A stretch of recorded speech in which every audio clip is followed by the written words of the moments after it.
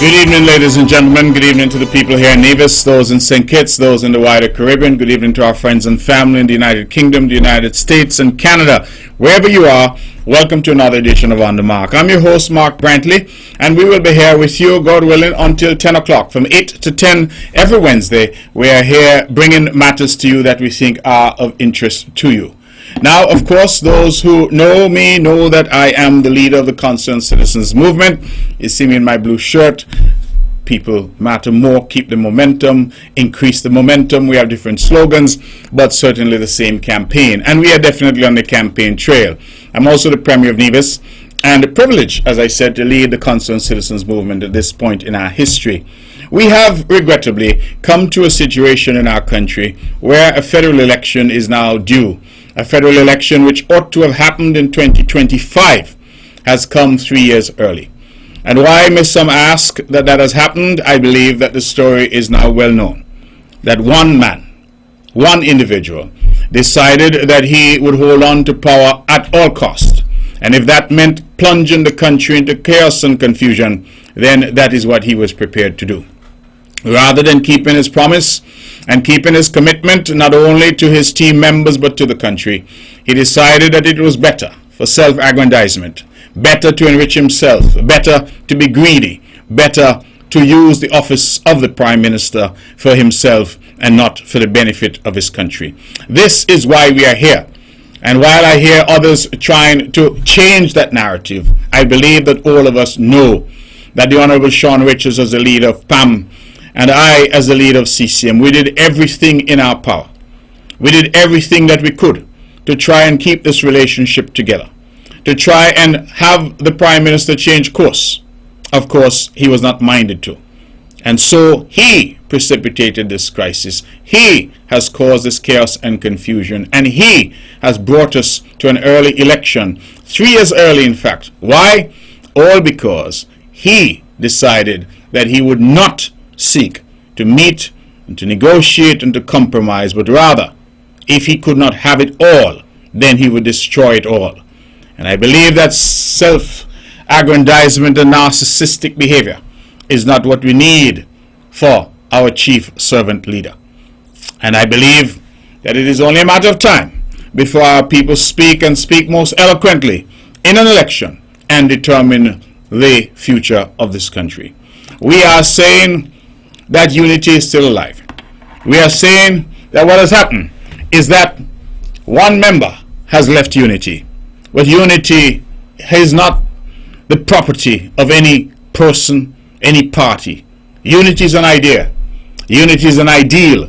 Unity is about bringing the people of Nevis and St. Kitts more closely together, helping us to achieve together our developmental goals, helping all of our people, and I emphasize all of our people, to advance, making us the best country in the world. That is what unity was about. Unity is a grand idea. And along the way, if some have failed unity, I do not believe that unity has failed us. And so we have had one individual who decided to put himself above the ideals of unity, and he has brought us to this impasse.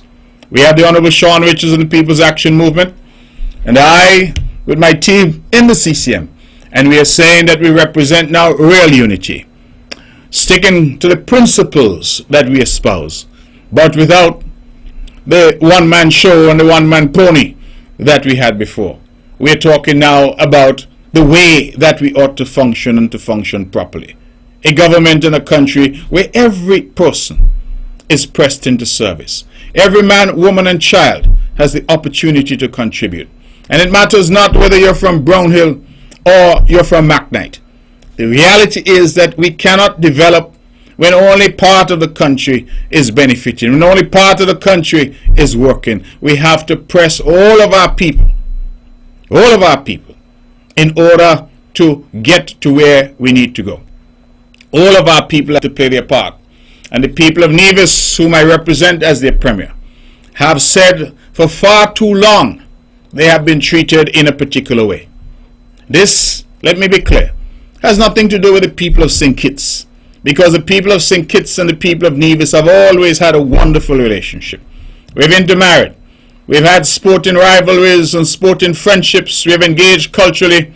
Kitchens and Nevisians are one. But somehow in Church Street, there seems to always be someone in Church Street who feels, in the language of Bratch of old, to give people of Nevis bones in their rice and the people of Anguilla pepper in their soup. That seems to be something that is ingrained in Church Street. And we are saying that it is high time that government catches up to the people. The people have leading the way in terms of unity and togetherness. It is the politicians that continue to create the rift and the difficulty. And so what we need is servant leadership. What we need is somebody in the office of the Prime Minister who understands that all of the country matters and all of the people in the country matter. Not some, but all. You see, if we had somebody in the Prime Minister's chair who understood that all of the people mattered, we would not be having this debate about Nevis getting its share. There would be no need. This is like, for example, saying Sandy Point isn't getting its share, or Bastille isn't getting its share. No. If we had somebody in Church Street who understood that this was one country, then they would not, for example, try to steal the movie business from Nevis. No. They would say, Nevis, you've done a good thing. You have brought a movie industry to the Federation. Let us see how we can build it. Let us see how we can support it. Let us see how we can turn it into something great. But no. Because of that lack of leadership, they try to offer more money and more incentives. Move the whole thing to St. Kitts. Come out to Nevis.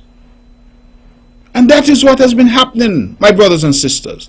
And that is what is causing the difficulty, the disrespect and disregard for the people of the island of Nevis. Some say to Nevisians, you ought to just become independent and occupy your own space. That is a question for the people of Nevis, and ultimately that may be a decision that they take. But I'm saying, so long as we remain in the Federation, the people of Nevis must never tire in demanding their rightful place and their rightful share. I have always reflected that it is a matter of considerable regret that I believe our history will judge harshly that for over 30 years of our independence, the island of Nevis never had a single diplomat for our country who was born in Nevis. Not one. It took myself as foreign minister to ensure that qualified Nevisians could participate in our diplomatic postings. And look how well they have done. Qualified Nevisians standing shoulder to shoulder with qualified Kittitians, pressing the best that we have into service for the benefit of our country. That is what we must do. But instead of that, some have a view that if you're from Nevis, you must stay in the back. If you're from Nevis, you must take what you get. If you get crumbs, accept the crumbs. What you make noise for? You're not accustomed to anything more. And when, as I said, with the movie business, Nevis was able to make something out of nothing, even that they coveted and tried to take for themselves. That is what we have been dealing with on this island and in this country. And it is high time that we get leadership that understands and demonstrates real unity. Not fake unity designed only to create a platform for personal advancement. A catapult, if you will, to take one individual to where he wanted to go. No. It has to be about the genuine efforts of us all. Now I've heard the argument out there being made. The Honorable Timothy Harris has made the argument himself. He said, what am I make noise for? Then vote for me budget after budget. What am I make noise? 7 years, then vote for the budget. As if that disqualifies us now from coming to the public and pointing out all the wrongs that we have had to endure, and the wrongs that we sought privately and in the confines of the cabinet and in the confines of private meetings to resolve. And when I heard the argument being made by him that we supported 7 budgets and therefore were disqualified from criticizing him. I reflected that he supported 18 budgets from Denzel Douglas. And then he came and said to us that Douglas was a vagabond. 18 budgets he supported, but he was not disqualified from criticizing the man that he followed faithfully for 18 years.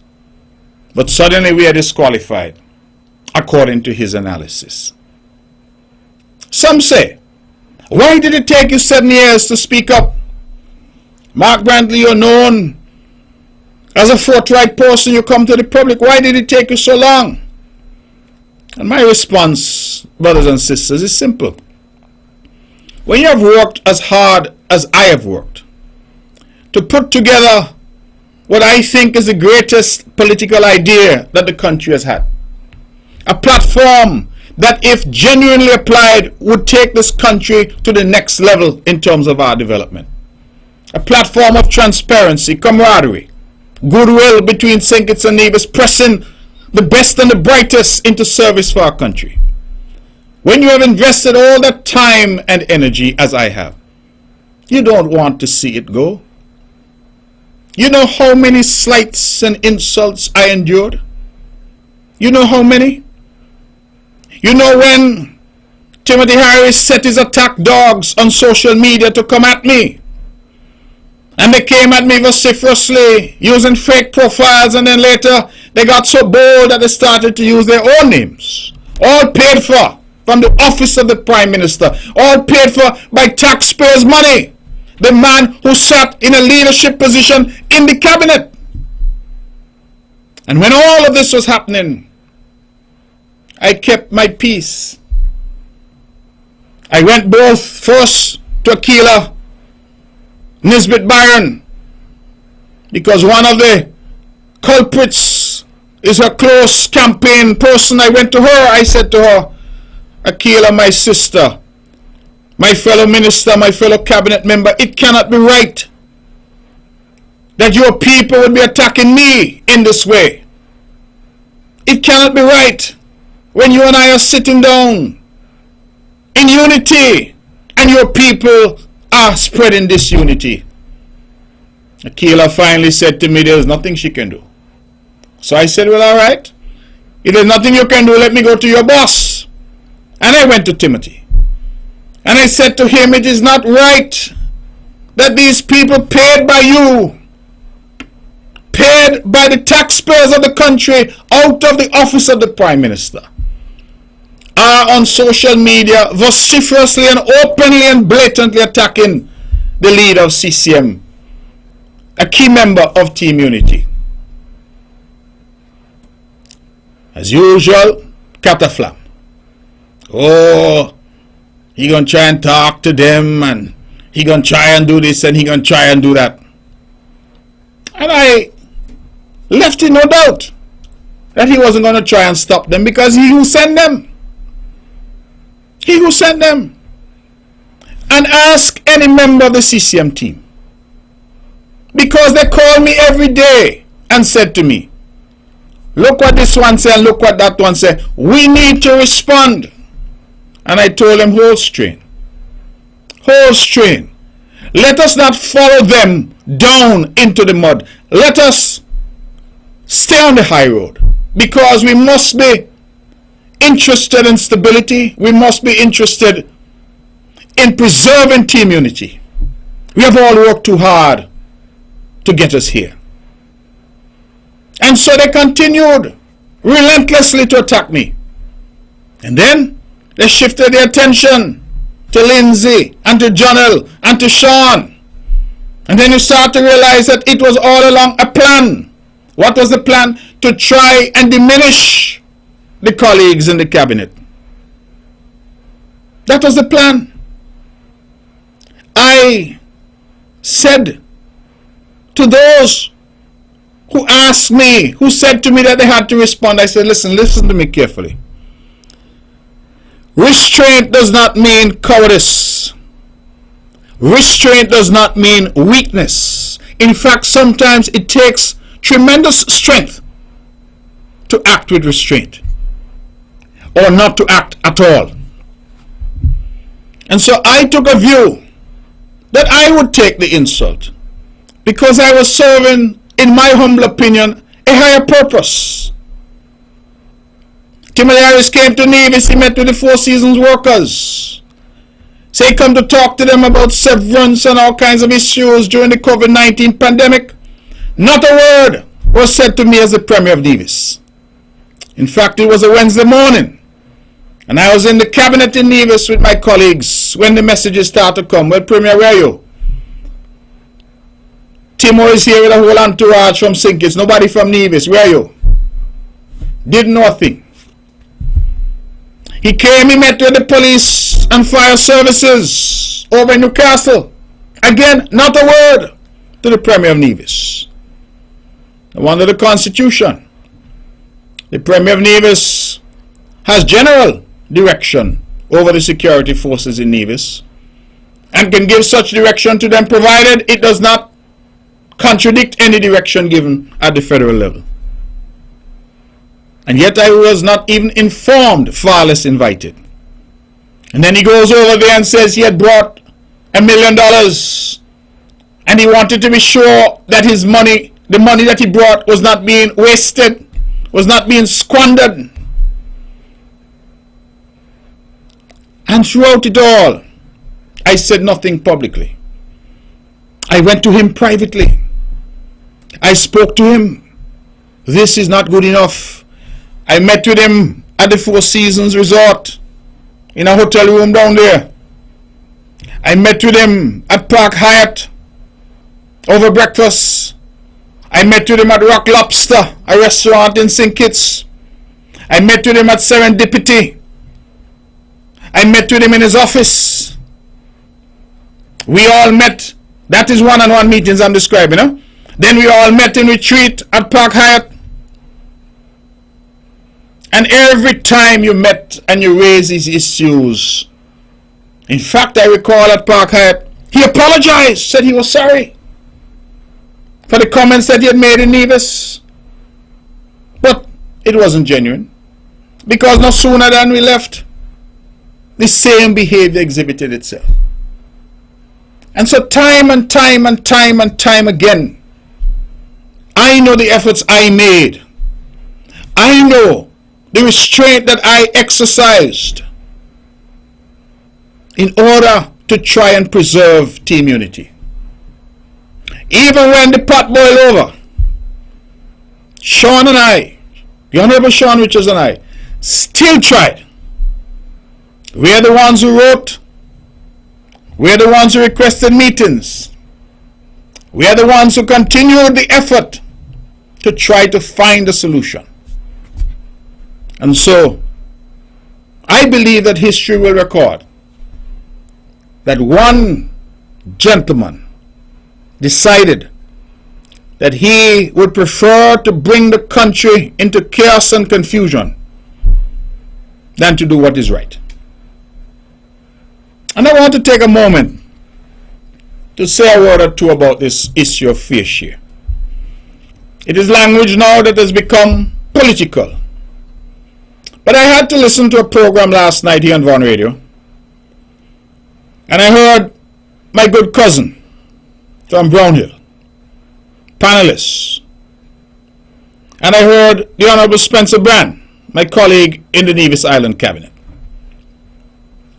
And I was amused and bemused at how the NRP continues to twist itself into a pretzel instead of coming out and saying, we are in favor of the people of Nevis getting their rightful share. Simple statement. And so last night, as the world turns and as the NRP turns, the NRP representative said most and many things. But one of the things that I found was curious was that the argument that apparently they're now making is that we ought not to have any debate in public about this fair share.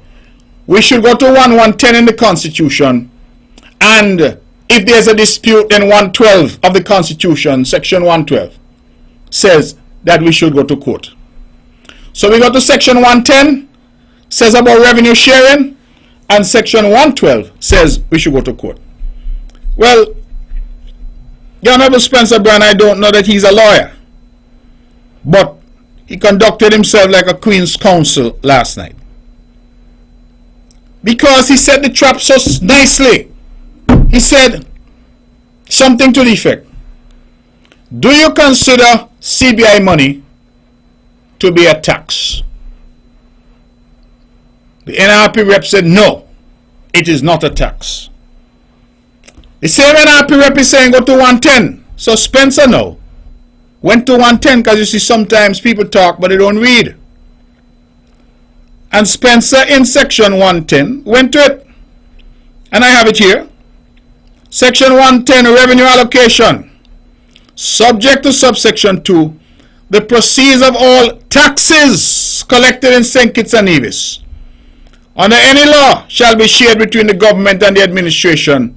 The share of each shall be determined by reference to the proportion between the population of the island of St. Christopher and the population of the island of St. Christopher and Nevis as a whole. So, they construct a whole argument saying that we are not to be having a political discussion about Nevis getting its share of the citizenship by investment money, because section 110 is the solution. But in the same breath, they admit that section 110 does not apply, because CBI money is not tax revenue. Section 110 is quite specific, my friends.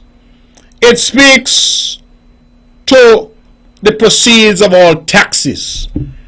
So I'm listening to Spencer Brand's cross-examination, and when he asks the question, will you agree, would you consider CBI proceeds to be a tax? And the lady, like a lamb to the slaughter, said, no, it is not a tax. Well, how then can we go to 110 for a solution? What are you going to go and tell the High Court?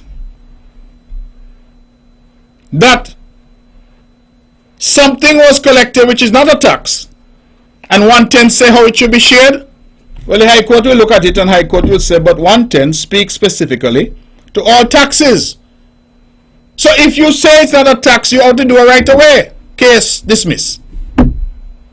You see, my friends, that is why the Charlestown Accord dealt specifically with the issue of CBI, citizenship by investment. The Charlestown Accord didn't address tax revenue.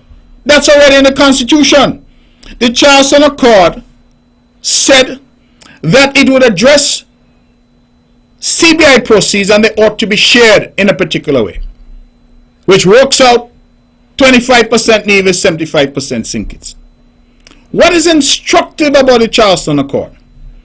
It provided a model, a framework for us to govern as team unity. And it was signed by Vance Emery of blessed memory, Sean Richards, and who else? Timothy Sylvester Harris. So I asked the question rhetorically.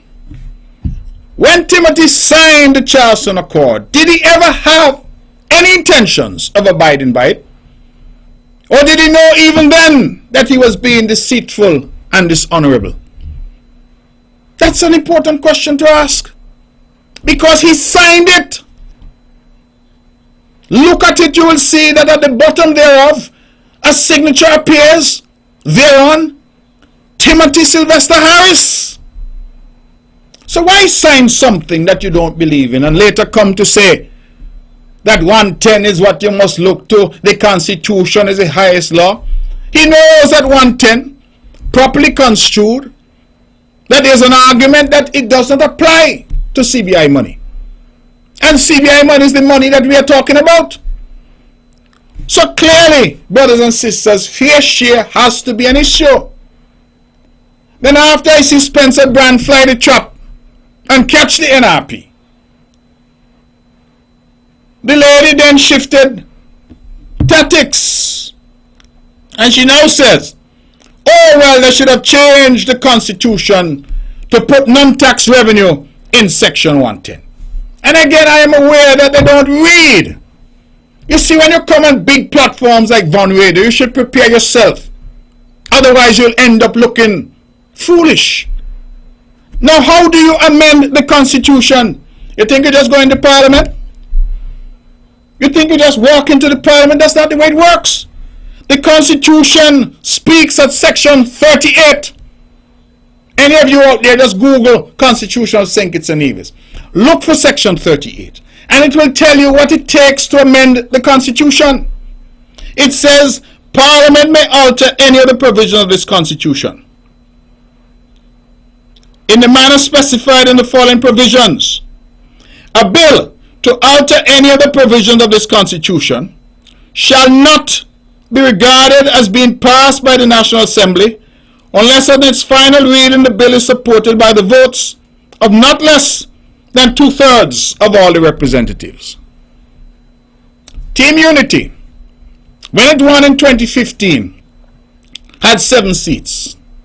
PAM had 4, CCM had 2, PLP had 1. There were 4 seats in opposition. I'm sorry, forgive me. Let me say, yes, 4 seats in opposition. Labour had 3, NRP had 1. 7 out of 11 is not 2/3. Y'all check it on the calculator. But 7 out of 11 will not meet the threshold for 2/3. I hope somebody could check it for me because I want to be accurate. Let me take up my calculator here and see what 7 over 11 is equal to. 7 divided by 11 equal 0.63%. Put differently, there was no way that unity from 2015 to 2020 could change the Constitution on its own. No way, because it didn't have 2/3. The opposition would have had to vote in favor, or some member of the opposition would have had to vote in favor. That is why, when we attempted the 2-term limit bill, it did not pass. Let me go back to section 38. It goes on to say, a bill to alter this section, Schedule 1 to the Constitution, or any other provisions of this Constitution specified in Part 1 of that schedule, shall not be submitted to the Governor General for his or her assent unless A. There has been an interval of not less than 90 days between the introduction of the bill in the National Assembly and the beginning of the proceedings in the Assembly on the second reading. And B. After it has been passed by the Assembly, the bill has been approved on a referendum by not less than 2/3 of the votes validly cast on that referendum in the island of St. Christopher and 2/3 of all the votes validly cast on that referendum in the island of Nevis.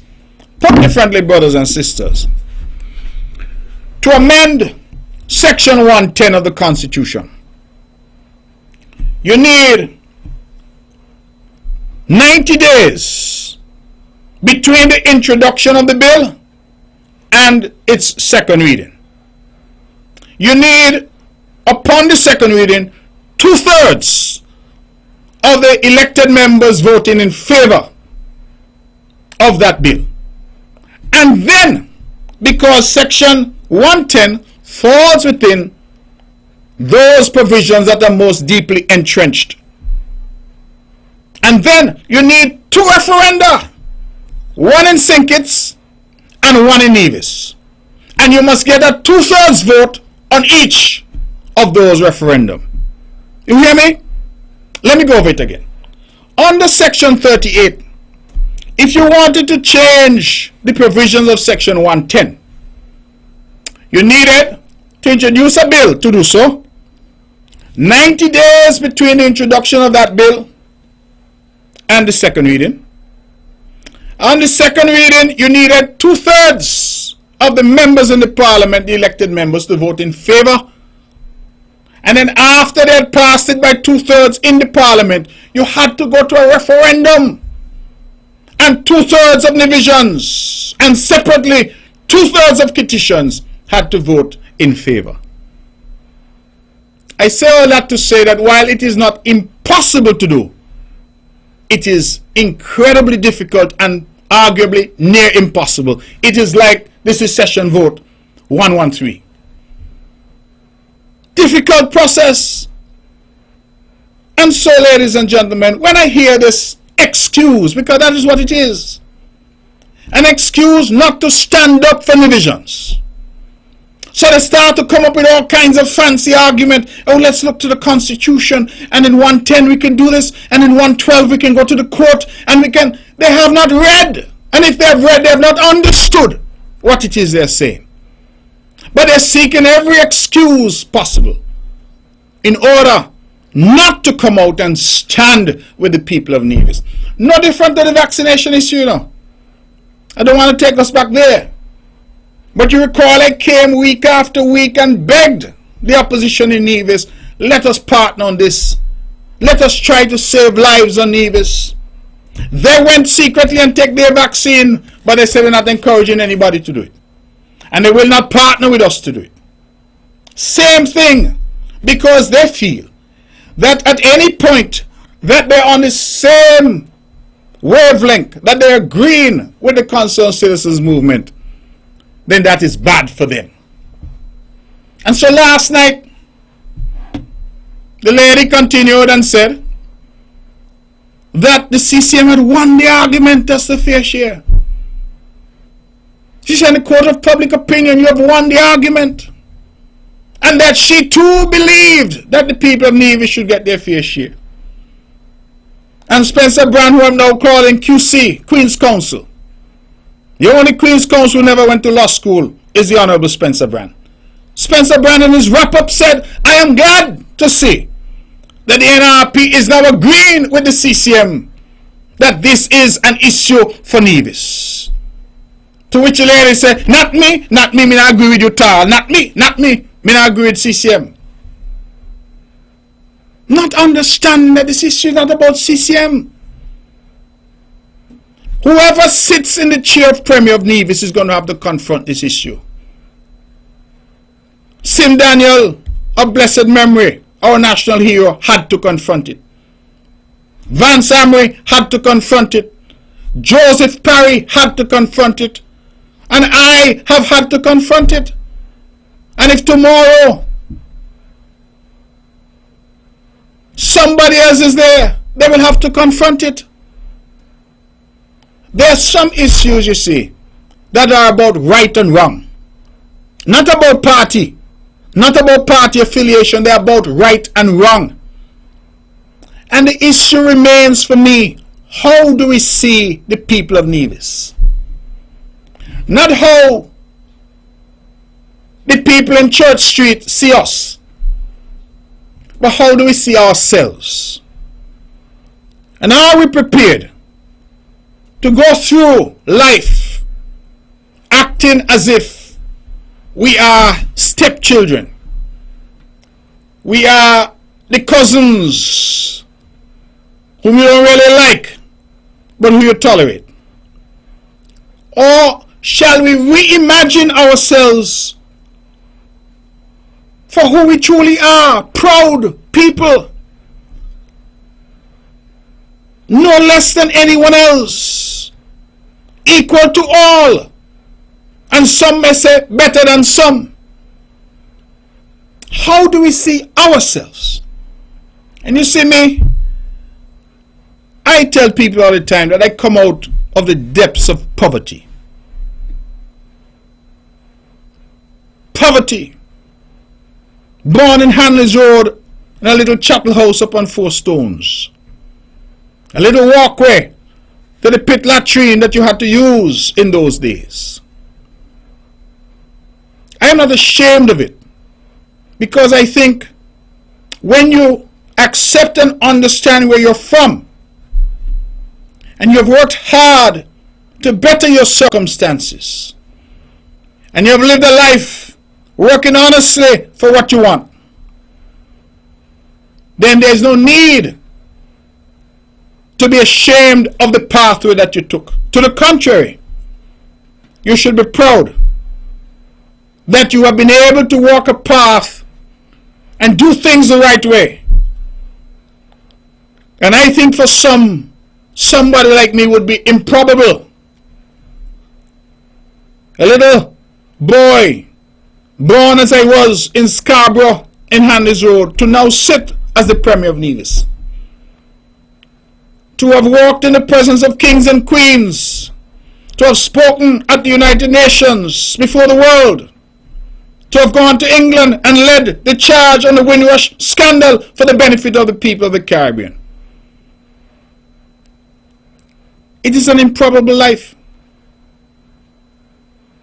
But it is not an unusual story for the people of Nevis. Consider, if you will, somebody like Everson Hull, a young man from right here in the metropolis of Bath Village, became the first PhD in economics from the great Howard University, a Nevis man. Consider, if you will, El Camilo Willett, the first Leeward Islander to make the West Indies cricket team.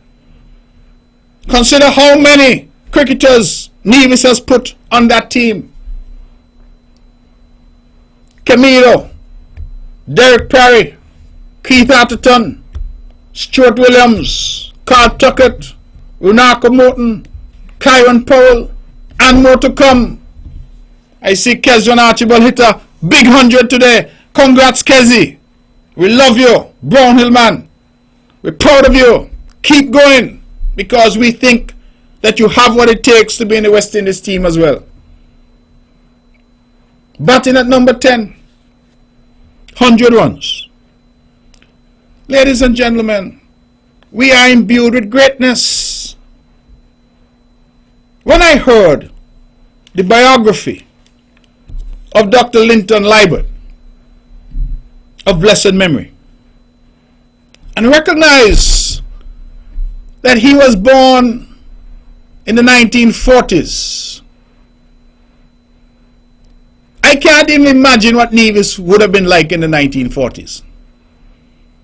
And for that young man to have had the passion to be a surgeon, and for him to have become not only a surgeon but an extraordinary surgeon, to the point where years later, when I went to Jamaica, when Jamaicans met me in the context of the University of the West Indies at Mona, they asked me if I knew Dr. Libert. Left an indelible mark there. Nevisian. When I reflect on his biography, that when Bob Marley and his entourage were shut up at Bob Marley's house on Hope Road, it was Dr. Libert and a team that performed surgery on them to save their lives. I bet a lot of you didn't know that. It was Dr. Linton Libert and his team who performed the first open heart surgery in Jamaica at the hospital there, University Hospital at Mona. I'm sure many of you would not have known that.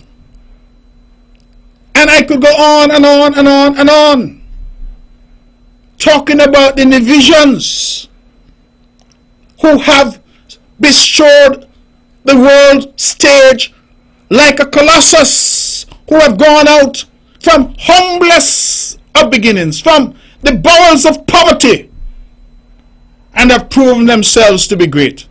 So what you all afraid of? What? Stand up for God's sake for Nevis. It is not about some say, oh, you're making noise and you're creating confusion. What is the confusion in standing up for what is right? You know, they used to accuse Eric and Alexis and myself. You know what the accusation was? Oh, we only look in money, we're going singles to look salary.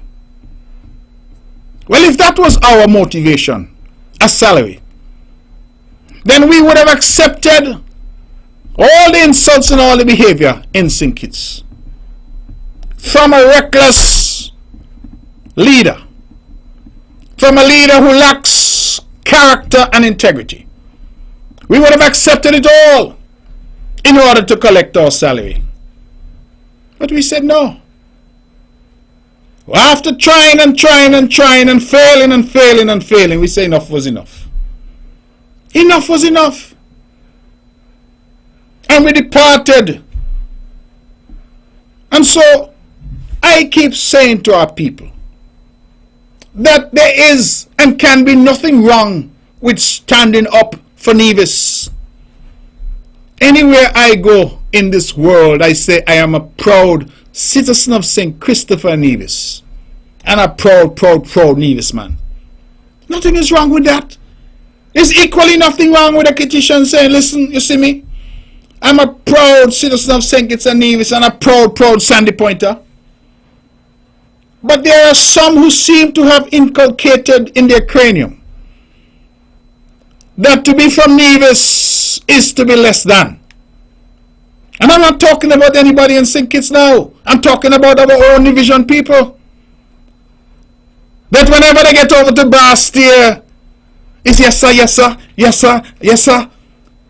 No. You must learn to stand up. And one of the things that I'm proud of the CCM party, that I'm privileged in this point in our history to lead, is this. That when we were in opposition, we stood up. And what were we standing up for? That Nevis ought to get what belongs to Nevis. That the people of Nevis, from the highlands of Rollins to the lowlands of Lost Street, that they should be entitled to the full fruits of their citizenship. That they are imbued by our Constitution with all the rights and privileges of a citizen of this country. We led that fight against the Labour NRP administration of the day. And Unity promised better. Unity promised that it would fix this age-old difficulty. And yes, we made progress. But when we said the progress was too slow, and that he who was at the helm was concerning himself with other things rather than the blueprint for unity, that became an issue. And I, for standing up, became a pariah. But I don't care. Somebody said that when the gentleman who had already lost his legitimacy, because we don't leave here long time, the majority have left him. They say when he went on radio and said that he had asked the Governor General to revoke our appointment, somebody said, let Mark Brantley take that. And I reflected and I said, Lord, take what? Take what? Because if that is the price that I am to pay for standing up for Nevis, I'll pay it 100 times over. I will pay it 100 times over. Because nothing could be more important to me than serving the people of this island that has been so good to me, that has blessed me and has blessed all of us. And it is high time that we stand up together and stop all this cataflam and this hopping and bobbing and weaving and not knowing who we are and where we stand on important issues of the day for our island. We have to be strong. And this election is all about who the people of Nevis feel has their best interests at heart. Who they feel can stand up for them.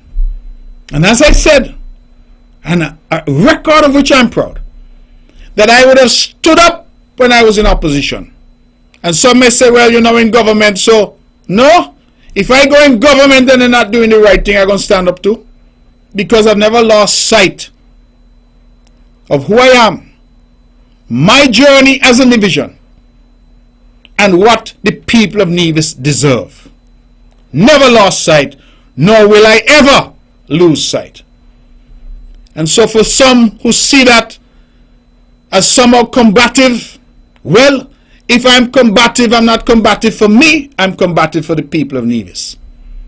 And I don't see that standing up on your 2 feet and demanding what is rightfully yours is combative. In fact, if it was that Timothy Harris was minded to do what was right, there would be no need for any confrontation on these matters. None whatsoever. And so I just want to make that very clear. Because I think that the people of Nevis, it is high time that those of you who mentally seem to feel that you have an inferiority complex, you need to shake it. And you need to stand up right now in front of your mirror and say, listen, there's nobody who's better than me. I'm not saying I'm better than anyone, but I know there's nobody who's better than me. Stand up. Make your contribution. And ensure that your contribution is recognized and respected. Because for far too long you've been told to sit in the back of the bus. Be quiet. Far too long. And I am saying it is high time that that ends. And that our country and its leadership recognizes that all of our people matter. All. Not some. All. And that is what I'm about. And so I don't see why all this spurious and legally flawed argument about constitution and all that coming. An election is coming. The 3 seats in Nevis are going to be important in forming a government. The People's Action Movement has come with CCM and we have said unity is still here. Real unity. The one who was causing the problem has left. We are still here. We are still holding fast to the principles. And if others want to join, why not? Let them join. Because it's about moving the country forward. Bringing people, like-minded people, interested in the country and putting the country above themselves. That is what we're seeking to achieve. Then you have others coming with all kinds of confusion. Now I put something on social media. You know I like to go on social media. And I put something on my Facebook page. I encourage anybody who has access to my Facebook page to go and take a look. Because I think it's an important statement. We have a situation where the NRP in Nevis has been hoodwinked by the rhetoric coming from Timothy Harris. Timothy Harris is an accountant. By all accounts, a very bright accountant. Has a PhD. And whenever he gets the opportunity, he loves to count Nevis money. Love to count Nevis money. Every chance he gets, he can tell you pound, shilling and pence how much Nevis get. He can tell you how much money he sent over. But you know what I've always found remarkable? He has never once said to the public how much Sinkits get. Not once. Every speech that he makes, every reference, in answer to every question, he starts to count what Nevis get. Nevis get $400 million. What them do with all of that money? But he has never disclosed, as the Minister of Finance and the gatekeeper of the finances of the country, how much Sinkits get from CBI. And I am amazed that the people of Nevis in the NRP swallow hook, line and sinker that foolish argument. 400 million, 400 million, 400 million. That is the mantra. And so I commissioned a 3-member team right here in Nevis. And I tell them, listen, scour all the records you can find. Online, budgets, whatever you can find. And they came up with a figure from 2008 until now of $5.3 billion. For those of you having problem because the number is so big, right? Consider 1,000,000 5,300 times.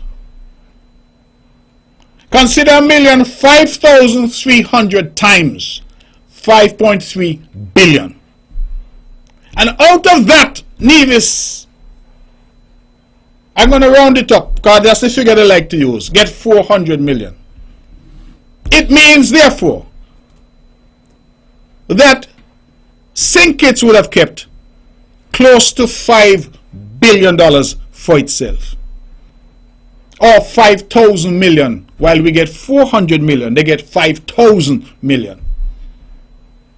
But Timothy don't want to talk about that, because that will, even the hardest hearted person will say, Lord, Lord. They call it advantage. Or as Eric said, advantage. Local people would understand the Nevis lingo. It is taking advantage that we would get $400 million. That everybody jumping up about, 400 million. While taking your eye off the prize. And that is what I keep saying to the people of Nevis. Why are we falling for this empty rhetoric about 400 million and budgetary support? You're giving budgetary support when you're giving a mere fraction of what belongs to the people of Nevis?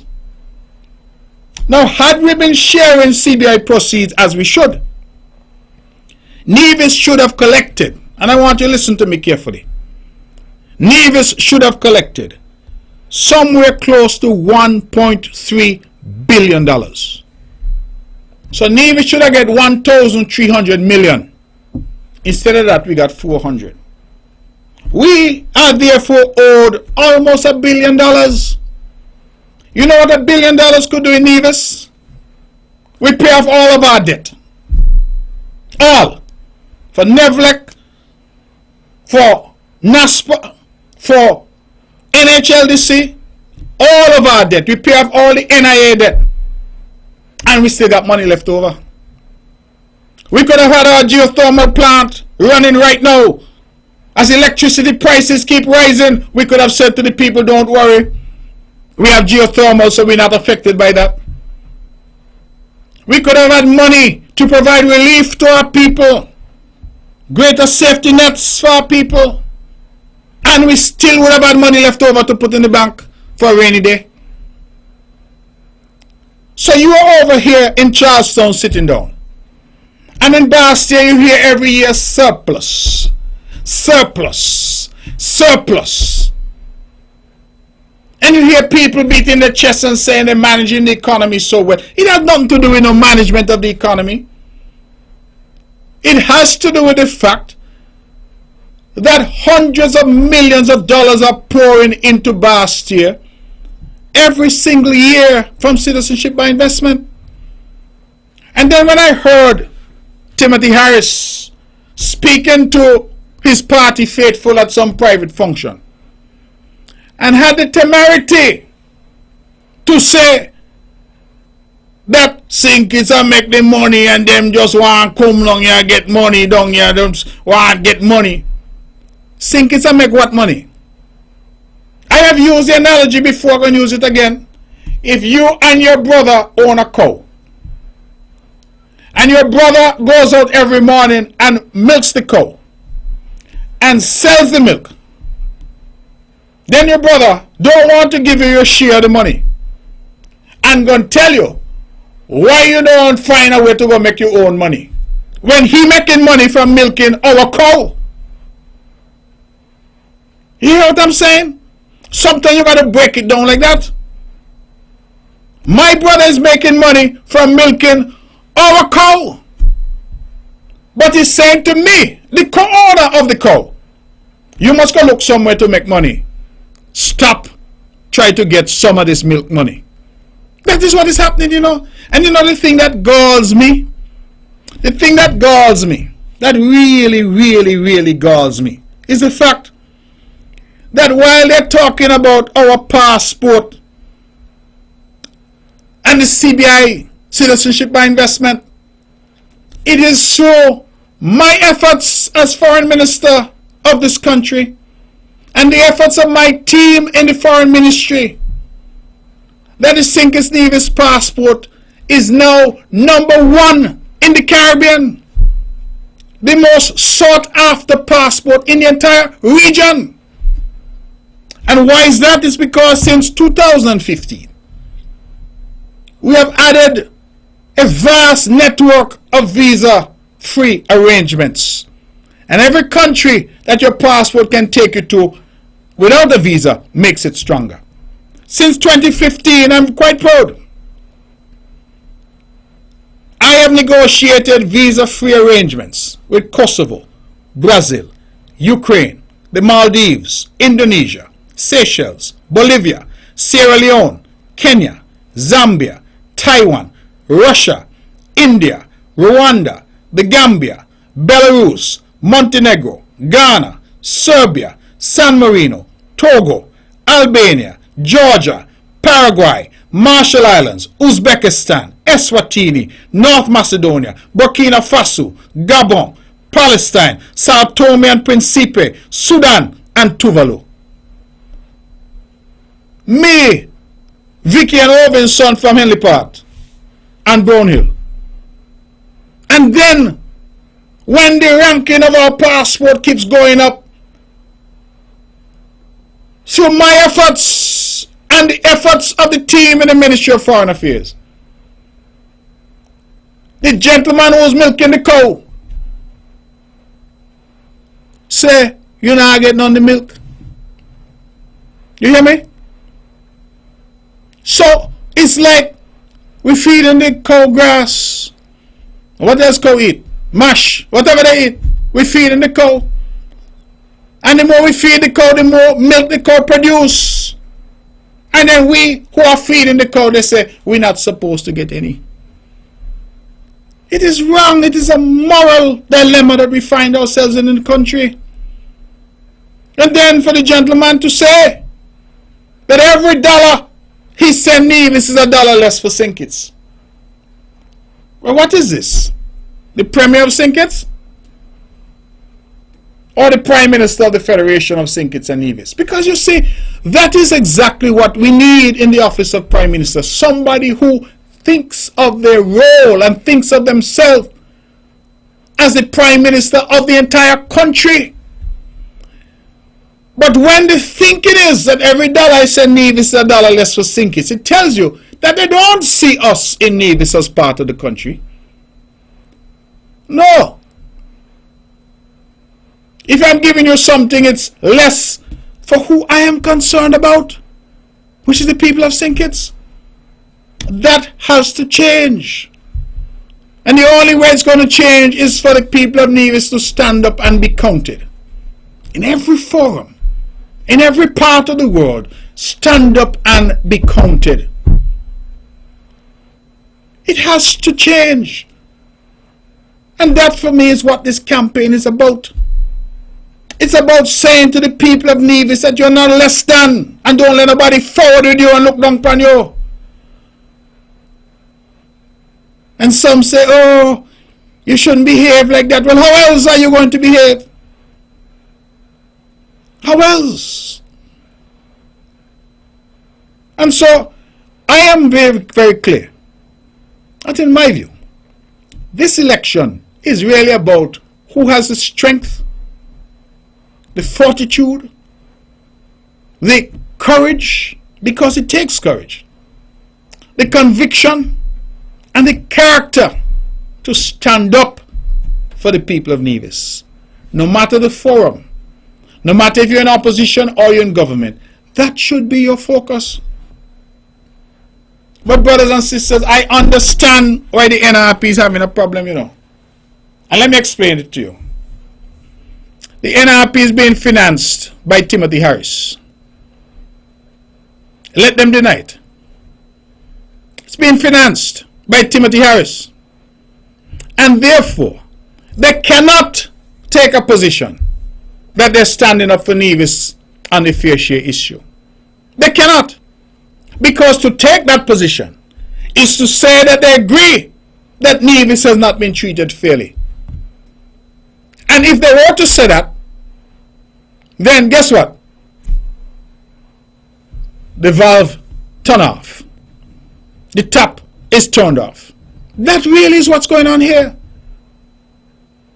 That little money that is coming over to fund their campaign is what is influencing their position on critical matters impacting the people of Nevis. That is why they can't find their voice on these types of issues.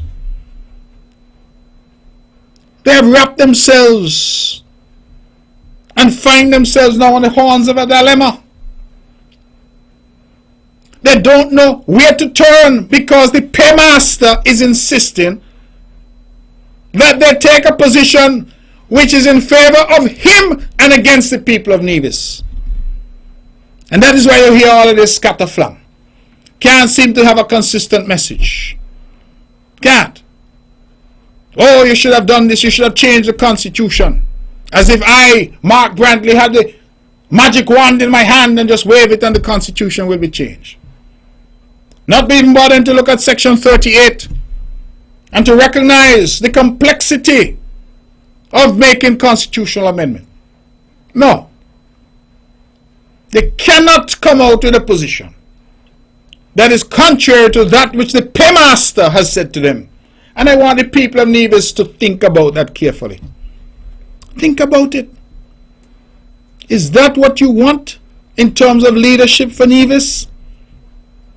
People whose views and opinions are based on who is financing their campaign? Think about it. That is why they have no ability to stand up and speak for the people of Nevis. Because the minute they utter a word which is not in accord with the talking points that the paymaster has sent, the paymaster threatens to cut off their money. That's really all that's happening. Oh, but look at Eric, look at Zook, and look at me.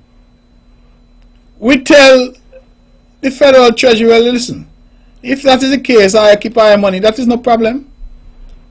Well, what do you think? We'll be back soon anyway. We'll be back soon. So if that is how you all want to behave, then that's all right. Because I believe when the history of this particular period is written, when it is written, historians will have to judge the behavior of each and every one of us who at this time said that we were either leaders or leaders in waiting. What position did we take? And did we stand up for the people of Nevis? Did we say that that is our right to do? Or did we, for 30 pieces of silver, coming over in manila envelopes from Basti, muzzle ourselves, hush our mouth? I mean, and not that the NRP, what they do is any of my business, really. Because I believe since the days of Sir Simeon Daniel, the NRP has collapsed, really. It has gone from bad to worse. But when I understood that the paymaster was telling the NRP which candidates they must run, I actually put something on social media, you know. The NRP sometimes thinks I'm attacking them. I'm not really attacking them, you know. Sometimes it's just me sending a warning, saying, don't do it. Don't do it. You mean to tell me that somebody in Basti are going to decide who run for you in Nevis? Really? And I'm told that big debate because some wanted to go along with it in exchange for the money. And others had to intervene and say no. So I am on solid ground with what I'm saying. That they cannot take a view in favor of the people of Nevis because their paymaster will not allow it. And I'm happy that before God and man, my hands are clean. I have no paymaster. And the people that I serve are the people of Nevis. The wonderful people of number 9, St. John's and St. Paul's. From all the way up there in Pond Hill. And all the way down there to Craddock Road. They have been the persons who have elected me since 2007. In 2007 they were kind to me. In 2010 they were even kinder. In 2015, they were even kinder. And in 2020, their kindness continued. And I'm hopeful that in 2022, even though we've come back 3 years early, that kindness from number 9 will continue. In number 10, I'm hopeful that the people of Gingerland continue to be kind to Eric Evelyn, because you know Eric. You know Eric. You know his heart. Eric is a loving individual, cares about people genuinely. And then in number 11, the people of St. Thomas's and the people of St. James. You have Alexis Jeffers, who I said to someone the other day, the thing I admire most about Alexis Jeffers, if you send him up on the mountain to get something accomplished for the people of Nevis, he's going to do it. No matter the task that he's given, once it involves the people of Nevis, he's going to do it. And I always admire him. You know why? There were Nevisians who went into the federal cabinet and said that we did not need a police station in Newcastle. I remember the day, a shameful day for me. They say, oh, let the police function from Cotton Ground and Gingerland. And it was Alexis Jeffers who stood up. Alexis Jeffers who said, when we discussed the matter, the Nevis Island Cabinet, that once he's a representative of the people of St. James, there has to be a reconstruction of that police station in St. James. Drive past it today. The best police and fire station in the entire country is in St. James. And it could never have happened if it wasn't for Alexis Jeffers standing up, not only for St. James, but for the people of Nevis. That is what you need. That is what we need. Leadership that will stand up for you. Not leadership that can be turned and twisted for a little campaign money. Leadership that will stand up for you, the people of Nevis. And I'm very clear in my mind, because I know nobody could buy me. I heard the gentle lady from Brownhill there last night talk about something was selling people.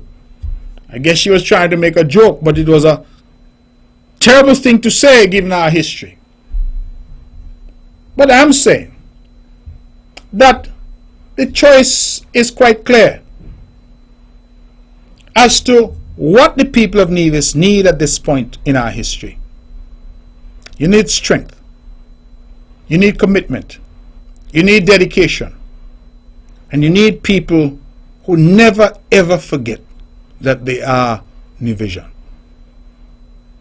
And people who understand that the people of Nevis have a critical role to play in national development. And must, and I say must, be given the opportunity to play that role. When that happens, the entire nation is stronger. Prosperity in Nevis means prosperity in St. Kitts. Prosperity in St. Kitts means prosperity in Nevis. And together, our people share in that prosperity. Nothing, brothers and sisters, is wrong with that. That is the country that we need, and that is the country that you will have an opportunity to vote for. It is 10 minutes past the hour of 9 o'clock. I'm now going to open the lines and take some calls. 869-469-1616, 869-469-1700. Those are the numbers to call. If there are no calls, then I will just extend my soliloquy. But the phones are ringing. So let's go and say good evening. You're on the mark. Mark Brantley, good evening. Good evening to you. I listened to you tonight, Mr. Brantley, again. I listened to you. Let us be fair to NRP, Mr. Brantley. Remember during the COVID, Mr. Brantley, we were asking for NRP, the Labour Party, and everybody to be a part of this COVID thing. Remember the past couple of years, Mr. Brantley? Yes. And the rebuttal for you and everybody else. Nobody want them dead. They know what they're doing. But not in fairness to them today. What are you saying about nobody want who did, nobody... Listen, Mark Brantley, can you listen for a second? Well, I want to know, you said, who said nobody want them there? During the COVID. Who said nobody want them there? Mark Brantley, listen to me. Well, I'm trying to understand you. You said them said... During the COVID when we were asking for all hands on deck. Yes. You all refused CCM, NRP? No, that is not true. That is not true. I said that is not true, so I have to correct you. Which part? Okay, you tell me when you reached out to NRP and had a discussion with them concerning the COVID. I did so more than once. Where I met in my office with Cleon Stapleton Simmons. I met with Cleon Stapleton Simmons and Janice Daniel. Discussion? Because we don't know. You did secretly. You don't know? We don't know. Well, Carl, if you don't know, you weren't paying attention. Oh. So, it's a business match of the country. Try again. You're wrong on that. How?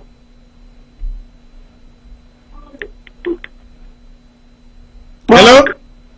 Hello? Yes, what are you saying now? Yeah, that's one. No, that's not one, because you get stumped there, so try again. Go another one now. Hold on now, you have it now. I listen to you now complaining concerning about your face shape. Eh? You see, some people believe they're smart and some believe that they don't smart. Over the years I've been warning you. I've been complaining to you about we and what was going on to do with us as a citizen with the same unity construct. I was warning you about the same Timothy. I was warning you about the same patches like mother. But I live to see the day that Timothy will inspire you. I live to see the day that patches like taking you to task. You have a good night. All right. Well, I'm happy that you're happy, and hopefully you're so happy that you do your research, and when you come with accurate information. Because for you to say that the CCM said they did not want partnership with the NRP and COVID, that is a blatant lie. I reached out to the NRP. I held meetings with the NRP. I wrote to the NRP. And so do not come on this show with these falsehoods and seek to score points, because it will not work here. All right? Whatever Mickey Mouse show you're accustomed to call with that is not the show for that. This is big people business. Let me go back to the phones. Good evening. You're on the mark. Hello? Good evening, Michelle. Good evening, my dear. How are you? Well, I'm giving God thanks. The matter with Hika, you try to reach out to them all the time, and then I study you. Proverbs 4, verse 14, 15, and 16. Enter not into the path of the wicked, and go not in the way of the evil men. Avoid it, pass not by it, turn from it, and pass away. For they sleep not, except they have done mischief, and their sleep is taken away, unless they cause someone to fall. May God continue to bless all of us. Miss Sheriff, good night. You got a lot of strength. All right, my dear, and thank you for the scripture as always. It is 9:15. We're taking your calls. Good evening, you're on the mark. Hello? Hello, good evening. Good evening. Yes. I want to Could you move away from the radio? We're getting a feedback. Hello? Hello, I have unplugged the radio. Okay. I want to bring this to the public. This is Nevis point. When they are selling citizenship by investment, they are selling my land here in Nevis. When they sell the passport to the Russians, to the Indians, to the Chinese, to the Nigerian, to whoever has the money to buy it, and they decide that they are going to reside in Nevis, I cannot tell them, don't come here to live, which means that I have sold them the right to live on this tiny island. We are part of the Federation of St. Kitts Nevis, and any money made by selling out our birthright what we have for our children to come, our great-great-great-grandchildren to come.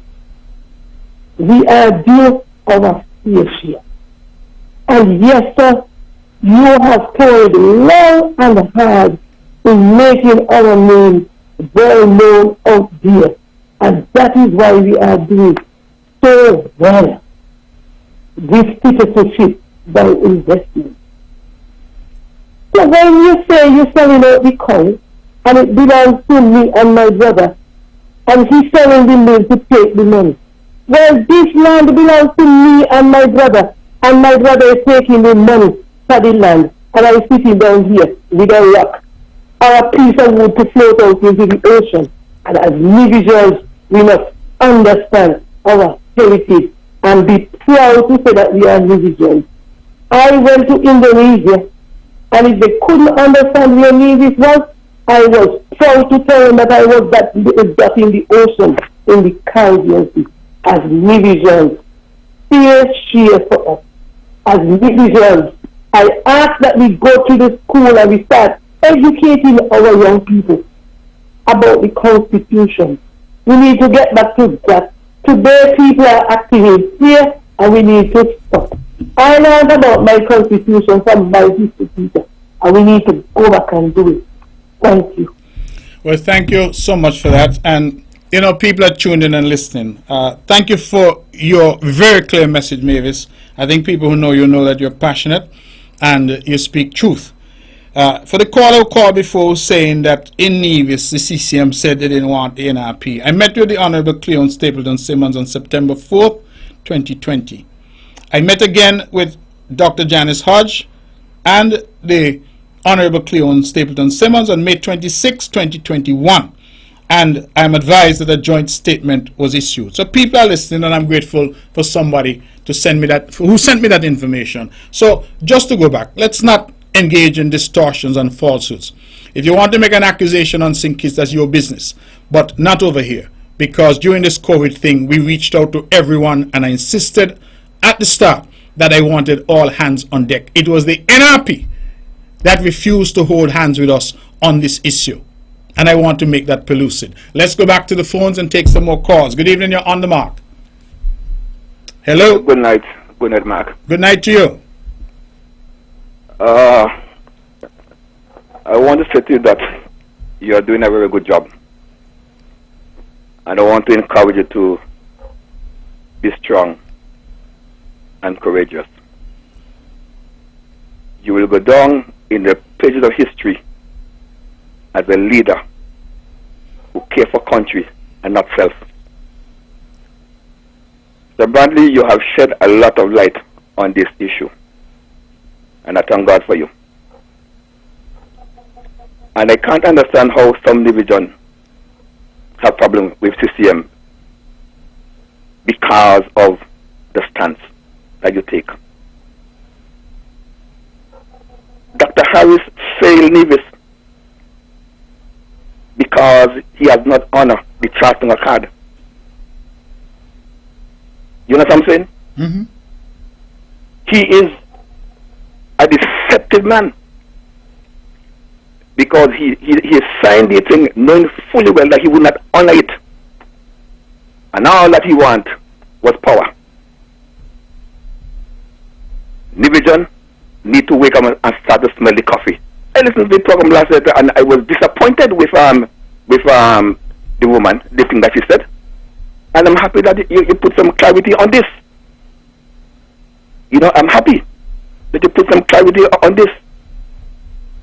And let me say this. I was surprised that when you said, Mark, that the NRP being funded by the Dr. Harris regime, whatever the word is. And if NRP has done that, NRP has put themselves in a quagmire.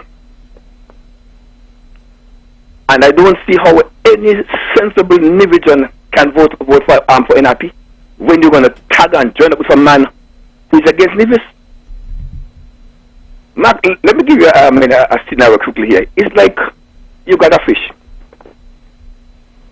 and you slice the fish you fillet the fish, take off, both sides of the fish, and all you leave, is the head and a little piece of flesh on the bone. Mm-hmm. That's how Nevis been treated for years. Nothing. As if we are nothing. And Nevisian can't see that. I'm very disappointed that the NRP cannot see where you are going. But as you rightly said, they can't go because they make money. Right now they got a bone in the throat, they can't talk. So I'm not going to encourage you, man. You're doing a good job. You are a leader. You are a true leader. You are fighting for the cause of Nevis and continue to fight. Continue to fight, man. You will succeed. God bless you. God bless you and thank you very much. I just want to thank that caller.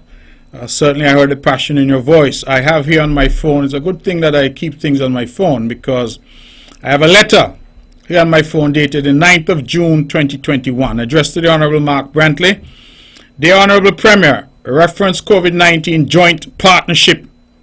As a follow-up to our meeting held on May 26, 2021, when you extended an invitation to the opposition to form a joint partnership in order to encourage the citizens and residents of Nevis to get vaccinated, I regret to inform you that the opposition has meticulously considered your proposal, but is unable to accept the offer at this junction. The opposition will continue to do its part in creating awareness and sensitizing citizens about the COVID-19 virus and the available vaccine. We pray that your government will continue the education and awareness drive, whilst at the same time strive to strike a balance to ensure that the rights and freedoms of our people with regard to personal medical decisions are respected. Yours sincerely, the Honorable Cleon Stapleton Simmons, member of the opposition, Nevis 5. And I like what she says. As a follow-up to our meeting held on May 26, where you extended an invitation to the opposition to form a joint partnership. So when this caller calling with this foolishness about, oh, we told NRP we don't want nothing to do with them, that is the furthest thing from the truth. And I'm happy that I was able to find that letter on my phone. Let's go back to the phones. Good evening, you're on the mark. Mark, let me ask you a question. Yes. Remember you said to the nation and the world that Timothy Harris is the best thing in history happened to Nevis. Did you say that? Timothy Harris, of course Timothy Harris did some good. And yes, and caller, you're going to allow me to answer? Are you going to allow me to answer the question? Go ahead. Of course Timothy Harris did some good. And of course Timothy Harris did better for Nevis than any that had come before him in relation to this issue of the citizenship by investment. But Timothy Harris did not keep the bargain. And so we got more than we were getting before, because before we got nothing. But we did not get what we were entitled to. And that is the issue. Mark Brantley, explain to the nation that Timothy Harris could do it better for Nevis than anybody else when he followed three Nevis, man. Caller, I tell you already, right? No. Caller, listen to me. Caller. This is the best ever in your life. Caller. Culturama is the end of July to early August. You understand me? This is not Culturama. Please, if you can. We have serious issues to discuss here. And I keep telling you that if you're not prepared intellectually to engage, then don't call. Listen. There's nothing wrong with staying off the air, you know. Because you're calling in and you're not understanding. So, if you're practicing for clown troop for Culturama is late July to early August. Call Abernathy, Libert. He will tell you what the dates are. And I'm sure that you will perform admirably. You see this show, however, caller, this is a show where people come to and they want real ideas and real conversation. You're calling in with nonsense, just taking up valuable time. So, put down the phone, please, and don't call back until you have read and you understand the issues that we are dealing with. Let's go back to the phones and take some calls. Good evening, you're on the mark. Hello? Caller? Okay, I'm not hearing that caller. Let's try somebody else. Good evening, you're on the mark. That's why Timothy put a pat. All right, caller. We could do this all night. So if that is how you want to play it, then fine, but you're wasting valuable time. Let's stick with the calls. The numbers are 869-469-1616 and 1700. Those are the numbers to call if you want to be a part of the show this evening and if you want to engage in meaningful discussion. If it is that you're just using the show for nonsense, then this is not the show for you, and that's all that we're asking. We have standards here, meticulously developed over a long time, decade and a half we've been here. So please, respect the show, respect the standards that we have, and if you're not ready for prime time, that's okay too. At some point, if you read and you get the knowledge, you could equip yourself and come on the air and make a valuable contribution. Let's try again. Good evening, you're on the mark. Hello? Hello? Hello? Yes, caller. Go ahead. Hello? You're on the air. That's why Timothy put a pat. Caller, we're not hearing you. If that's how you want to play, then fine, but you're wasting my... Caller. Callers, when you're calling, please listen to the telephone. Okay? Because otherwise you're going to get a delayed response. All right? Let's try again. Good evening, you're on the mark. Hello? Good night, Mark. You need to stop being so worrisome on the air. You need to be more peaceful and calm. Life is too short. You want me to be You're too greedy. peaceful and calm? And I'm greedy, you say? Well, I don't know what I'm greedy for. I have 2 mangoes home. I'm going to eat them when I get home. I wonder if it's that you mean when they say I'm greedy. Because I don't know what makes me greedy. But you see, this is the thinking, caller, and that is the problem that we have. Because when Nevis people say they want what belongs to them, you say we are greedy. But when we collect $5.3 billion and Nevis only get $400 million, well, who's greedy? Who's greedy? Because 93% stayed in Bastille, 7% came to Charlestown. Who's greedy? Because even Stevie Wonder would look at that and say, Lord, me and all could see that that's wrong. So I don't understand when Nevisians demand their fair share of the pie that we are to be characterized as greedy. And riotsome, that's what you call it? Riotsome. One man got the country in confusion, but I'm riotsome. That is the problem we have, caller. You get 93% of the money, but you're not greedy. You eat till you get colic, but you're not greedy. Nevis must be over here borrowing money to survive with 7% of our money, but we are greedy. That is the problem we have in the country. And too many of you are celebrating wrong because you're getting some personal benefit. Celebrating wrong. And we must get to a stage in the country where we can do better. Let's go back to the phones. Good evening, you're on the mark. We've lost that caller. Let's try again. We have half an hour to go. Caller, good evening. You're on the mark. Eternal love and greetings. Blessed night to you, Premier. How are you? Greetings, my brother. How are you? I'm giving thanks for life. Yeah, man. I'd like to extend happy African Liberation Night to everyone in Nevis and even the Federation of St. Kitts and Nevis. And I've heard you make some comments there earlier, like coming from the eyes of the Saddler's End coming to Bastille.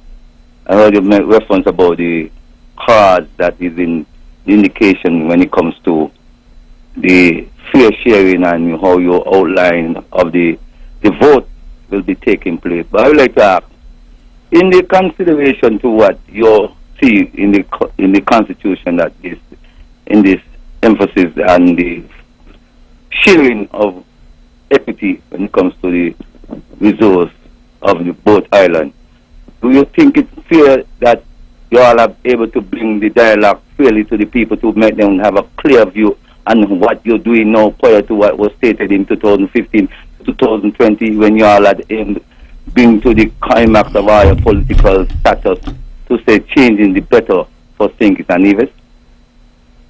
Carl, I really don't understand what you're asking me. I regret to say. So break it down for me. You say it take a 2/3.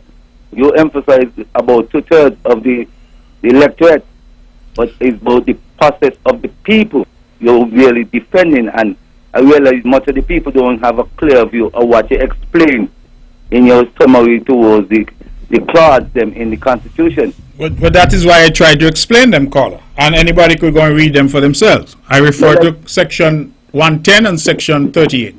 I would just like to say the whole entire Constitution is to change, Mr. Premier, for able to have a fair deal in what you all are calling for. Because if you don't go with the Constitution, you have to go with what is in the details of the Constitution, what you want to put in, or how you want it to be. Because it's there clearly showing you what's supposed to be. And I tell you, when I called you last week, that we don't look for benefits, we look for sustainable aspects for our people to have fair treatment across the board, whether from Nevis or from St. Kitts. Until you are put that educational emphasis to the people, then clearly you all ain't saying a thing to change the avenues that you all are facing today. All right. Okay, caller. Thank you very much for your contribution. We're taking some more calls. 869-469-1616 and 1700. Let's go back to the phones. Good evening. You're on the mark. Mark, good evening. This is DuPont. Good evening, my brother. How are you? I was out on my balcony listening to you, but after Curtis started to behave like that, I had to come inside to talk to you. Mark, let me say something to you.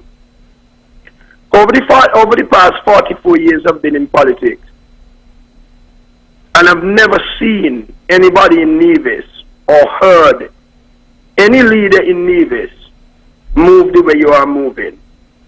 I just want to encourage you that detractors will come more and more at this time, but history will be well written about you.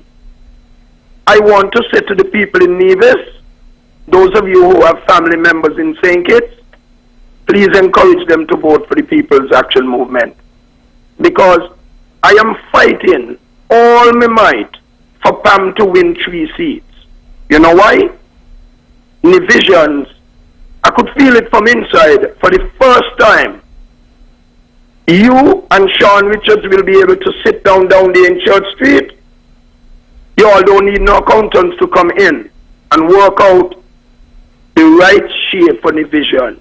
And Mark, I want to tell you this, sometimes no matter how brilliant a person is, when you're doing radio program, you need encouragement.